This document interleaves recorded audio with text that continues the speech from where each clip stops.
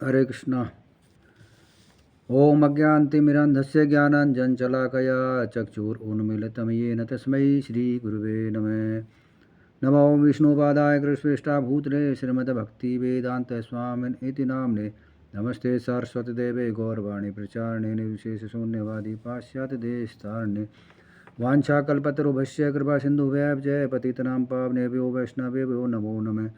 नमो महावादान्याय कृष्ण प्रेम प्रदायते कृष्णा कृष्ण चैतन्य नामिने गौरित विषय नमः। जय श्री कृष्ण चैतन्य प्रभु नित्यानंद श्री अद्वैत गदाधर शिवसादि गौर भक्त वृंद। हरे कृष्ण कृष्ण कृष्ण हरे हरे हरे राम राम राम हरे हरे।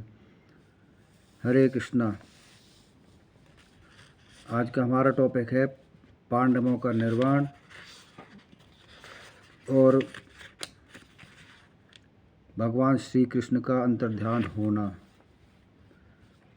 तो अर्जुन जब द्वारिका पहुँचे तो अर्जुन ने देखा कि भगवान श्री कृष्ण अपनी लीला समाप्त करके भगवान श्री कृष्ण अपने धाम बैकुंठ में वापस लौट चुके हैं।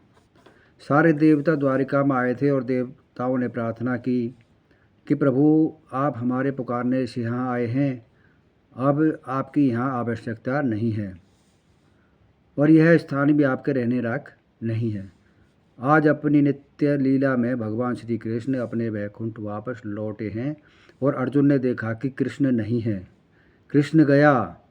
जब इस प्रकार से अर्जुन ने सुना मेरा सखा अब यहाँ नहीं है तो अर्जुन के हृदय में बहुत बड़ी विरह अग्नि जल पड़ी और अर्जुन भगवान श्री कृष्ण की पत्नियों को लेकर द्वारका से हस्तिनापुर के लिए चल दिए। और वहाँ पर एक श्लोक सूत जी कहते हैं कि अर्जुन की स्थिति कैसी थी, आप देख सकते हैं। इति चिंतयते तस्य द्रष्टारिष्टेन चेतसा राज्ञ प्रत्यागमद ब्राह्मण यदुपुर्या कपिध्वज। हे ब्राह्मण, हे ऋषियों, अर्जुन अपने रथ पर सवार होकर वापस लौटा। अर्जुन का रथ कैसा है? यदुपुर्या कपिध्वज। जिस रथ की ध्वजा पर कपि माने हनुमान जी बैठे हैं, उस रथ में अर्जुन सवार होकर हस्तिनापुर वापस आए। तो अर्जुन के रथ का नाम है कपिध्वज। अर्जुन के रथ की ध्वजा पर हनुमान जी बैठे हैं। यहाँ पर यह बात समझनी है कि अर्जुन के रथ पर हनुमान जी क्यों बैठे हैं। इस पर एक बहुत सुंदर इतिहास है।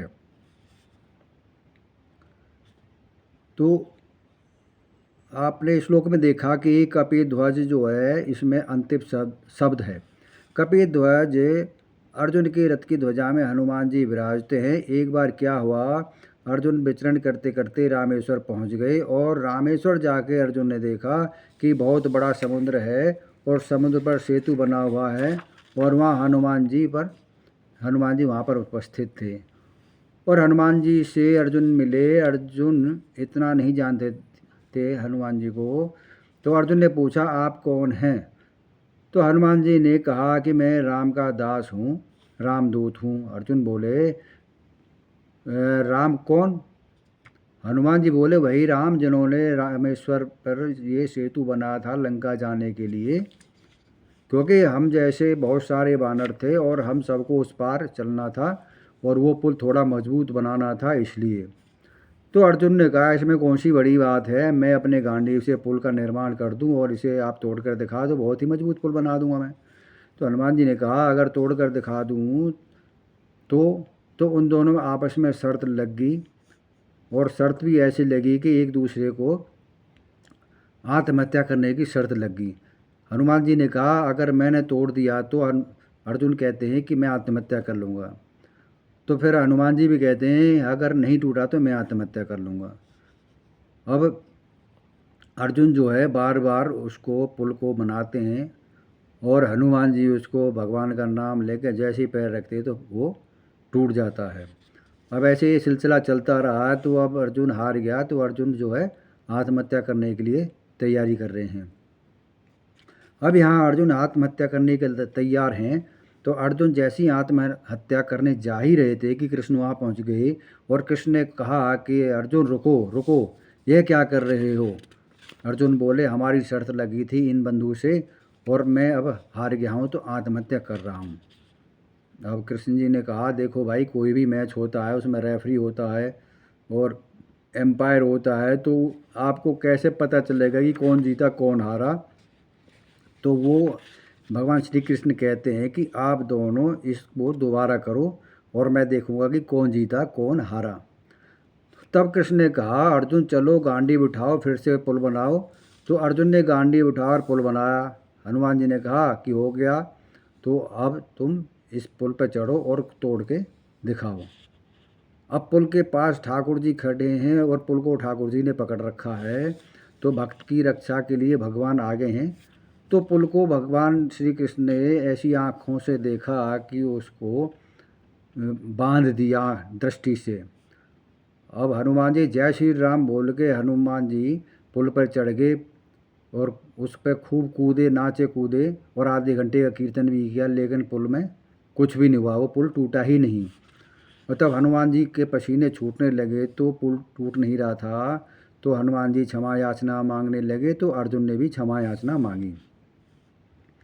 तो भगवान श्री कृष्ण ने कहा कि आप दोनों एक शुद्ध भक्त हैं और आप दोनों को ये अहंकार नहीं आ सकता, ये हमारी सीख के लिए है।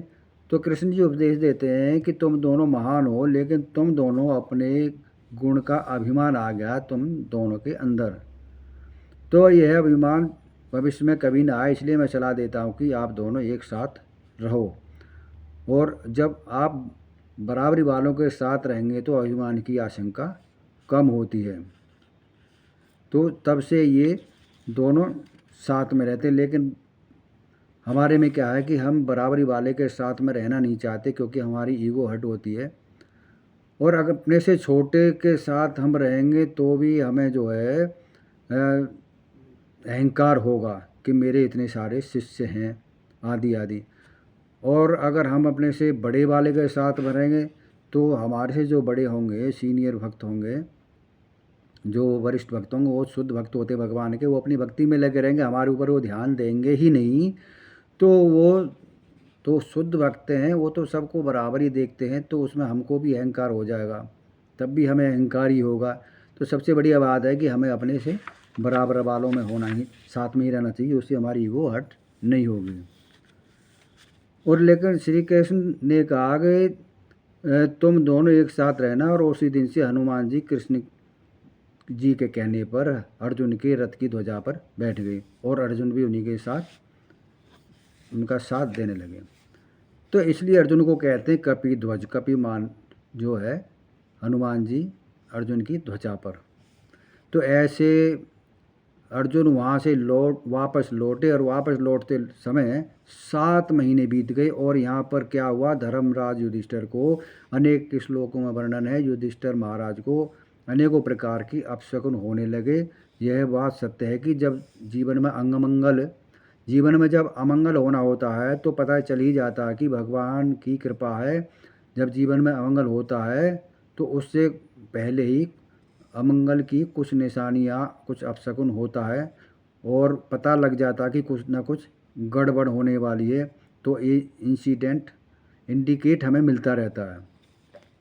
तो परमात्मा देते रहते हैं उस चीज़ को कि भाई आप समझ जाओ कुछ ना कुछ गड़बड़ होने वाली है। तो धर्मराज हैं, उनके सामने सारे अपशकुन होने लगे। युधिष्ठिर महाराज का बाम अंग फड़कने लगा, युधिष्ठिर महाराज का हृदय कांपने लगा। हस्तिनापुर के कुत्ते युधिष्ठिर महाराज के सामने देखकर रोने लगे, खून की वर्षा होने लगी। हस्तिनापुर में आज खून की बारिश होने लगी, हस्तिनापुर में भूकंप आने लगा। हस्तिनापुर के मंदिरों की मूर्तियों की आंखों से आंसू धारा बहने लगे। अब धर्मराज समझ गए कि कुछ गड़बड़ होने वाली है। और उसी समय 7 महीने के बाद अर्जुन पहुँचे हैं। और अर्जुन जैसे ही पहुँचते हैं तो युधिष्ठिर जी कहते हैं कि भाई अर्जुन बता, कृष्ण कैसा है, किस साल में है, कृष्ण की क्या खबर है, जल्दी सुनाओ। कृष्ण की पत्नियां कैसी हैं, उनके बेटे कैसे हैं, और वसुदेव जी कैसे हैं, और कैसी हैं देवकी जी। तो भाई अर्जुन तुम जल्दी बताओ, मैं व्याकुल हो रहा हूँ। तब अर्जुन कहते हैं कि अर्जुन क्या कहते हैं कि भैया एक दुखम समाचार लेकर आया हूँ। युधिष्ठिर बोले कि क्या हुआ? बोले हमारा प्राण प्यारा, हमारा नाथ, हमारा ईश्वर कृष्ण हमें छोड़कर चला गया। और इतना सुनते ही धर्मराज युधिष्ठिर धरती पर गिर गए। अर्जुन रोते हुए कहते हैं कि भैया हम तो श्री विहीन हो गए, हम अनाथ हो गए भैया, हम बर्बाद हो गए, क्योंकि हमारा कृष्ण हमें छोड़कर चला गया। और कृष्ण के चले जाने का प्रभाव अभी अभी मैं देखकर आया हूँ। युधिष्ठिर ने कहा क्या क्या हुआ अर्जुन, क्या देखा तुमने? तो अर्जुन कहता कि मैं कृष्ण की पत्नियों को लेकर हस्तिनापुर आ ही रहा था वन के मार्ग से, और मुझे मार्ग में कुछ कौल भील के बच्चे मिले और उनके साथ मेरी मुठभेड़ हो गई और युद्ध हुआ और उन बच्चों ने मुझे हरा दिया। भैया आप विचार करो, मैं अर्जुन। और इसका भागवत में 14 अध्याय में आग पूरा जो है लिखा हुआ है। तो अर्जुन कहते भैया अर्जुन मेरा पराक्रम तो आप याद करो, महाराज द्रौपदी की सभा में मैंने अनेक महाराजाओं के अभिमान को तोड़ा, मत्स्य का भेदन किया और द्रौपदी की कन्या द्रौपदी के साथ विवाह किया। मैंने अपने गांडीव की टंकार से शिव जी को प्रसन्न किया और पशुपशास्त्र ग्रहण किया। भैया मैं अपने गांडीव के बल पर इंद्र के आधे आसन पर स्वर्ग में जाकर बैठा, और अभी अभी गांडीव के द्वारा मैंने कुरुक्षेत्र की रणभूमि में जो है दुर्योधन की सेना को कैसे छोटे छोटे, जैसे बाज एक छोटे छोटे पक्षियों को रौंद देता है, ऐसे ही मैंने सारी सेना को रौंद दिया। आज वही अर्जुन, वही बाण, वही रथ, वही, लेकिन अर्जुन को कौल भील के बच्चों ने हरा दिया। भैया मैंने जीवन में इतने बड़े बड़े पराक्रम किए, लेकिन आज छोटे बच्चों से मैं हार गया। आज मुझे पता चला भैया कि मैंने मेरे जीवन में अब जितने पराक्रम किए उसके पीछे एक ही कारण था, अखिल ब्रह्मांड नायक कृष्ण मेरे साथ था। जब तक कृष्ण मेरे साथ था जीवन में मैंने बड़े बड़े काम कर दिखाए, लेकिन आज जब कृष्ण हमें छोड़कर चला गया मैं आज छोटे बच्चों से हार गया। भैया मुझे आज पता चला। अब भगवत गीता में भी 18.78 में कहते हैं यत्र योगेश्वर कृष्ण यत्र पार्थ धनुर्धर तत्र श्री विजय भूति ध्रुवा नीति मति मम। जहाँ योगेश्वर भगवान श्री कृष्ण है और जहाँ गांडीव धनुधारी अर्जुन है, वहीं पर श्री विजय विभूति और अचल नीति है। यही मेरा मत है। आज जब योगेश्वर चला गया तो मेरा सारा पराक्रम खत्म हो गया। हमको और आपको याद रखना चाहिए कि मैं कुछ बोल लेता हूँ, आप कुछ गा लेते हो, तो ये अच्छी सेवा कर लेते हैं, तो जो हम जो भी करते हैं सब ये कृष्ण की कृपा है। वरना अगर ऐसा हम नहीं करेंगे तो कृष्ण हमारी तरफ देखेंगे भी नहीं। समय समय की बात है नहीं मनुष्य बलवान, समय समय बलवान है नहीं मनुष्य बलवान, क्योंकि कावे अर्जुन लूटियो वही धनुष वही बाण। लेकिन अर्जुन के जीवन में कृष्ण आउट, अर्जुन हार गया। और जब तक कृष्ण था बड़े पराक्रम करे। एक प्रसंग याद आ रहा है, जब द्रौपदी की सभा में जाना था तो ध्यान से सुनिए, सब पांडव गण ब्राह्मण का वेश धारण करके ब्राह्मण का वेश में घूम रहे थे। फिर पता चला कि महाराज द्रौपदी ने स्वयंवर रखा है, तो स्वयंवर सभा में जाना था।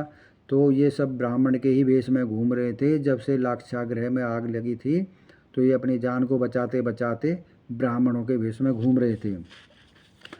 तो महाराज द्रौपदी की सभा का स्वयंवर का आयोजन हुआ और उनकी पुत्री द्रौपदी जब फिर सब लोग आए द्रौपदी के स्वयंवर में, तो कृष्ण भी अब तो अनजान थे। वैसे तो कथा में आप सब जानते ही हैं कि कृष्ण और अर्जुन का सामना हुआ।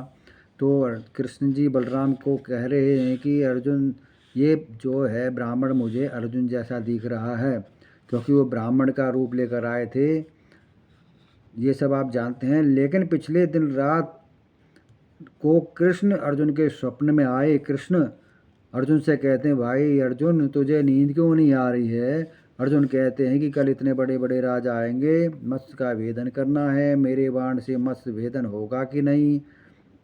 एक तो द्रौपदी नहीं मिलेगी, दूसरा मेरे गांडीव का अपमान होगा। यह मुझे बड़ी चिंता है।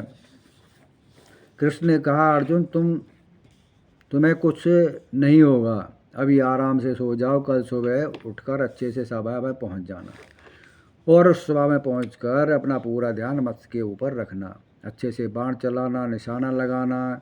कृष्ण ने बहुत सारी बातें बताई तो अर्जुन कहता कि सब कुछ मैं ही करूँगा तो आप क्या करोगे। अब कृष्ण जी कहते हैं कि जो तू नहीं कर पाएगा वो मैं करूँगा। तो कहने का मतलब है, कृष्ण ने कहा अर्जुन जो तू नहीं कर पाएगा वो मैं करूँगा। पानी में देखकर मत्स्य को भेदना है, मतलब नीचे पानी है, ऊपर मछली घूम रही होगी और पानी नीचे होगा और वो पानी भी कैसा का होगा, वो पानी भी घूमता हुआ होगा। मैं उस पानी को स्थिर कर दूंगा। जब मैं स्थिर कर दूंगा तो उसको पानी में देख के उसमें निशाना लगा के नीचे देख के ऊपर तीर मार देना।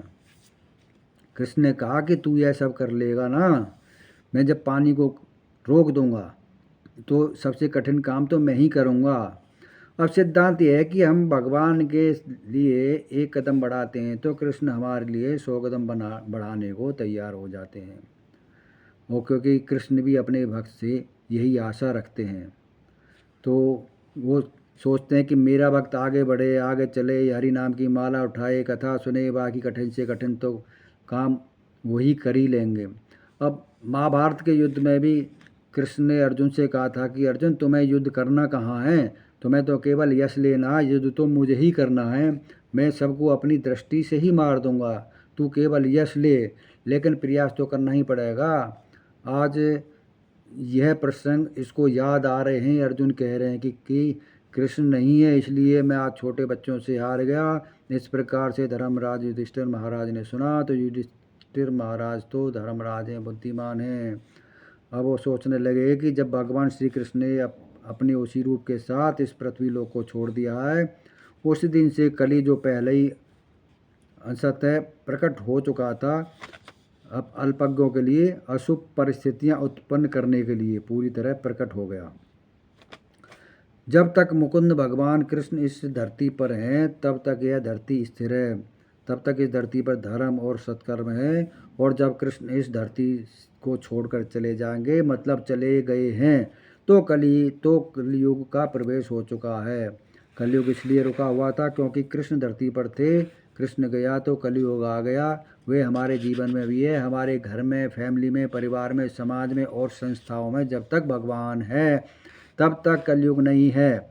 जिस दिन भगवत तथा भगवत नाम, भगवत दर्शन बंद हो गया तो कलयुग प्रवेश हो जाएगा। हमारे मन में, बुद्धि में, दिमाग में कलयुग प्रवेश कब होता है? जब कृष्ण निकल जाते हैं। जब हमारे मन में, बुद्धि में कृष्ण नहीं होंगे तो हमारे में भी कलयुग होगा। कृष्ण रहेंगे तो कलयुग का कोई दायरा ही नहीं होगा, कलयुग हमारे पास आ भी नहीं सकता। कृष्ण गए तो कलयुग प्रारंभ। और इसलिए अब देखो धर्मराज का फैसला, देखो यह सब जवान हैं, अभी पांडव कोई बूढ़ा नहीं हुआ है, शरीर में अभी भी इतनी ही ताकत बनी हुई है। और महाराज युधिष्ठिर पर्याप्त बुद्धिमान थे कि वे कलयुग के प्रभाव को समझ गए, जिसके विशेष लक्षण होते हैं। उसके लक्षण क्या हैं? बढ़ता लालच, असत्य भाषण, धोखा देना तथा सारी राजधानी, राज्य, घर तथा समस्त व्यक्तियों में हिंसा का आधिक्य इत्यादि। अतः उन्होंने घर छोड़ने की तैयारी की और तदनुकूल वस्त्र धारण कर लिए। लेकिन धर्मराज युधिष्ठिर समझ गए थे कि अब कलयुग का प्रवेश होगा। अब कलयुग नगर, पूरे राष्ट्र, गृह, शहरों में, राष्ट्र में, घर में, अपने शरीर में कलयुग का प्रवेश होने लगेगा। और जैसे ही कलयुग का प्रवेश होगा लोगों में लोभ बढ़ेगा, झूठ बोलना पड़ेगा, एक दूसरे को छलना कपट करना होगा, हिंसक लोगों की हिंसा बढ़ेगी, अधर्म बढ़ेगा। और धर्मराज ने फैसला किया कि इसे देखने से अच्छा है ऐसा दिन देखने आए, ऐसा दिन देखना पड़े उससे पहले हम लोग जो है घर छोड़कर चले जाएं। अब मुझे जीते जी ऐसा दिन नहीं देखना है। उसी समय धर्मराज युधिष्ठिर ने फैसला लिया कि मेरे बाद भीम का नंबर है, तो भीम से बोला कि भीम मेरे बाद अब इस राजकाज को आप ही संभालो। तो अब भीम कहते हैं कि भाई मुझे भी इस संसार में नहीं रहना है, मैं भी आपके साथ ही चलूँगा। तो एक एक करके जो है सभी ने मना कर दिया और सारे के सारे पांचों भाई द्रौपदी के साथ हस्तिनापुर से चल दिए। कहाँ? हरिद्वार। अब हरिद्वार में महाभारत जैसे ग्रंथों में वर्णन है कि इन पांडवों के साथ हस्तिनापुर का एक कुत्ता भी साथ में चल दिया। देश में धर्म का शासन होगा तो उस देश का कुत्ता भी वैकुंठ प्राप्त होगा। जिस समाज में, जिस देश में, जिस संस्था में, जिस घर में धर्म का पालन होगा उस घर का कुत्ता भी वैकुंठ जाएगा। अब श्रीवास पंडित याद आते हैं कि जब श्रीवास पंडित ने नित्यानंद प्रभु के प्रति अपनी दृढ़ निष्ठा दिखाई, महाप्रभु ने परीक्षा ली श्रीधर पंडित जी की, तो कहा कि श्रीधर तुमने किसको अपने घर में रखा है? ये यवनी मदरा पीते हैं, ऐसे पागल आदमी को अपने घर में रखा तुमने?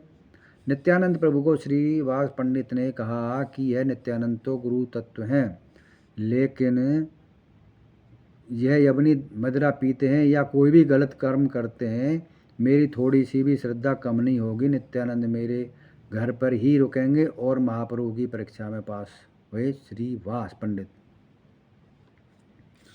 और महाप्रभु ने श्रीवास को कहा ना कि जो कहा उनके दिल को वो बात टच कर गई। श्रीवास पंडित तेरी नित्यानंद प्रभु में इतनी निष्ठा देखकर मेरी आस्था, अरे मैं तुझ पर प्रसन्न हो गया। श्रीवास तो जो है चैतन्य महाप्रभु कहते हैं कि लक्ष्मी को एक दिन भिक्षा मांगनी पड़ सकती है, भिखारी हो सकती है, लेकिन श्रीवास तेरे घर कभी दरिद्रता नहीं आ सकती, क्योंकि तेरी नित्यानंद अपने गुरु में इतनी निष्ठा है। और दूसरा श्रीवास्तव तू तो वैकुंठ पहुंच गया। चैतन्य बोल रहा है तू तो वैकुंठ गोलोक वृंदावन प्राप्त किया, लेकिन तुम्हार बाड़ी रे कुकुर तेरी बाड़ी का कुत्ता भी वैकुंठ प्राप्त करेगा, यह मेरा वचन है। चैतन्य महाप्रभु कह रहे हैं श्रीवास पंडित को, यह मेरा वचन है, क्योंकि मेरा तुझसे इतना प्रेम है, भजन करने वाले के घर का कुत्ता भी वैकुंठ जाता है। और आज धर्मराज युधिष्ठिर के साथ भी एक कुत्ता वैकुंठ को प्राप्त किया। तो कई बार ऐसी बातें जो है हमारे मार्गदर्शन के लिए बताई जाती हैं। साधु संत भी गलत नहीं है, गलत कोई हो ही नहीं सकता। तो ये सब बातें जो है हमारी सीख के लिए हैं।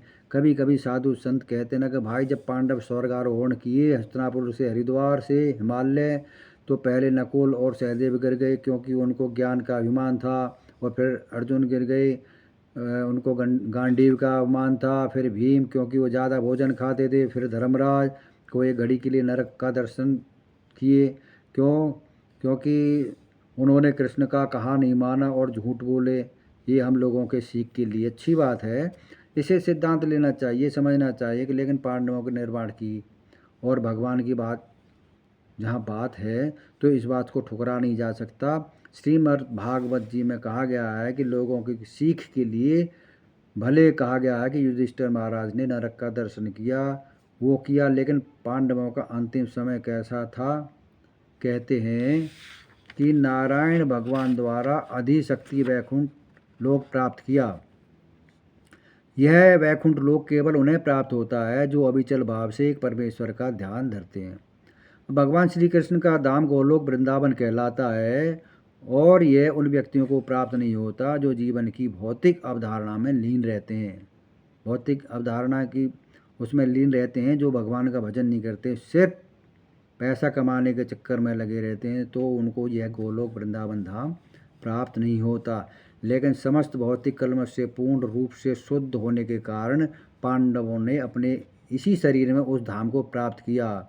और यदि कोई व्यक्ति इन पांडवों की कथा को सुनता है तो श्रद्धापूर्वक कीर्तन करता है और वो हरि की भक्ति को प्राप्त करता है।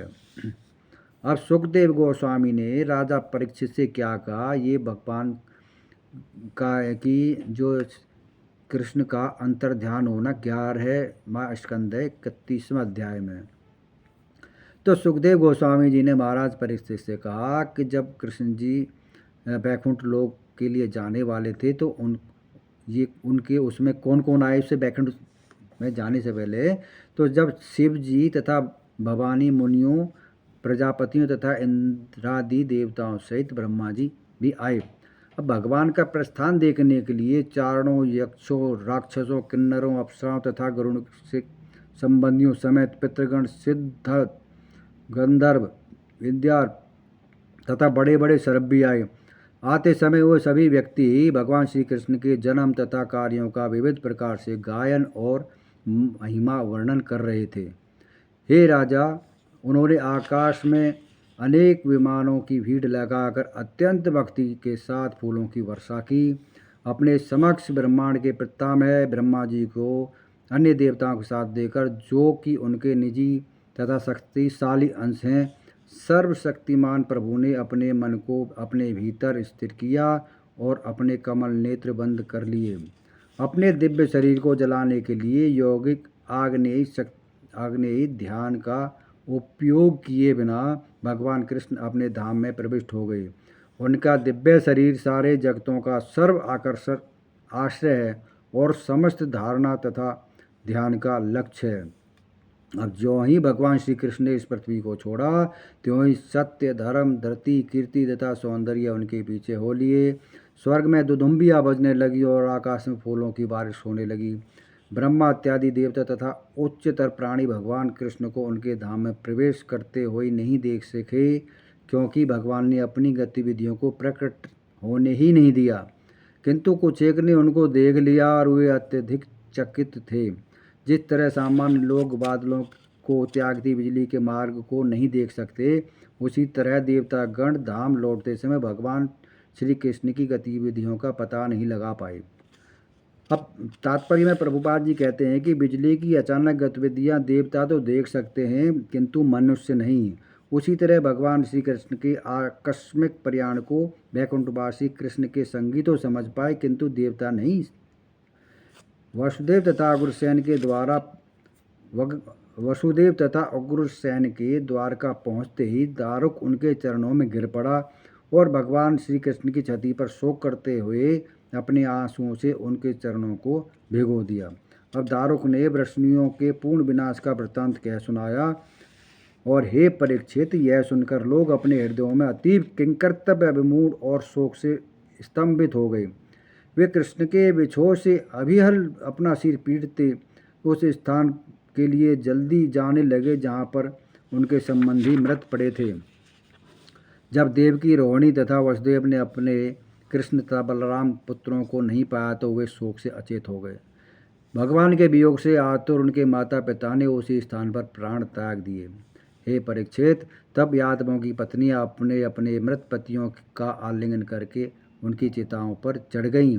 बलराम जी की पत्नियां भी अग्नि में प्रविष्ट हुईं, उनके शरीर का आलिंगन किया, और इसी तरह वसुदेव की पत्नियां भी उनकी चिता में प्रविष्ट हुईं और उनके शरीर को चूमा। हरि की पतोहू प्रद्युम्न आदि अपने अपने पतियों की चिताओं में प्रविष्ट हुईं। रुक्मणी तथा भगवान श्री कृष्ण की अन्य पत्नियां, जिनके हृदय उन्हीं में पूर्णतः लीन थे, उनकी चिता में प्रविष्ट हुईं। अर्जुन अपने सर्वप्रिय मित्र भगवान कृष्ण के विछोह से अत्यधिक दुखी हुए, किंतु उन्होंने भगवान के उन दिव्य शब्दों का स्मरण करके, जिन्हें उन्होंने उनसे गीत रूप में गाया, अपने को सांत्वना दी। हे कुंती के वंशज, मधुसूदन की पूजा तेजस्वी वीर अर्जुन द्वारा की जा रही थी और वही अपने आदि रूप में प्रकट हुए। जब इन दो सिंह पुरुषों ने, जो देवताओं के आराध्य हैं, युधिष्ठिर को उपस्थित देखा, तो वे उचित आदर के साथ उनके पास गए और उनकी पूजा की। तत्पश्चात अर्जुन ने इस बात का ध्यान रखा कि उन मृतकों का उचित रीति से दाह क्रियाक्रम किया जाए, जिनके परिवार में कोई पुरुष सदस्य नहीं बचा था। उन्होंने एक एक करके सारे यदुओं के वांछित कृत्य पूरे किए, और जैसे ही भगवान ने द्वारका का परित्याग किया, त्यों ही हे राजा, समुद्र ने उसे चारों से घेर लिया और एकमात्र उनका महल ही बचा। सारी द्वारका चारों तरफ से पानी पानी हो गई। अब जीव गोस्वामी उल्लेख करते हैं कि वर्तमान युग में भी जो लोग मूल द्वारका स्थल के निकट रहते हैं, वे कभी कभी समुद्र में इसकी झलक पा जाते हैं। अब भगवान मधुसूदन शाश्वत रीति से द्वारका में उपस्थित रहते हैं। यह इस समस्त शुभ स्थानों में सर्वाधिक शुभ है और इसके स्मरण मात्र से सारे कलमश नष्ट हो जाते हैं। अर्जुन यदुवंश की बची हुई बच्चों तथा बूढ़ों को इंद्रप्रस्थ ले आए, जहाँ उन्होंने अनिरुद्ध के पुत्र वज्र को यदुओं के शासक के रूप में प्रतिस्थापित किया। हे राजा, अर्जुन ने अपने मित्र की मृत्यु सुनकर आपके बाबा लोगों ने आपको वंश के धारक के रूप में स्थापित किया और इस जगत से अपने प्रयाण की तैयारी के लिए चल पड़े। जो व्यक्ति देवताओं के देवता विष्णु की इन विविध लीलाओं तथा अवतारों की महिमा का श्रद्धापूर्वक कीर्तन करता है और सारे पापों से मोक्ष प्राप्त करता है। भगवान श्री कृष्ण के सर्व आकर्षक अवतारों के सर्व मंगल पराक्रम तथा उनके द्वारा बाल्यकाल में की गई लीलाएं इस श्रीमद् भागवत तथा अन्य शास्त्रों में वर्णित हैं। जो को इनकी लीलाओं के इन वर्णनों का स्पष्ट कीर्तन करता है उसे उन भगवान की दिव्य प्रेमा भक्ति प्राप्त होगी जो समस्त सिद्ध मुनियों का गंतव्य है। हरे कृष्णा।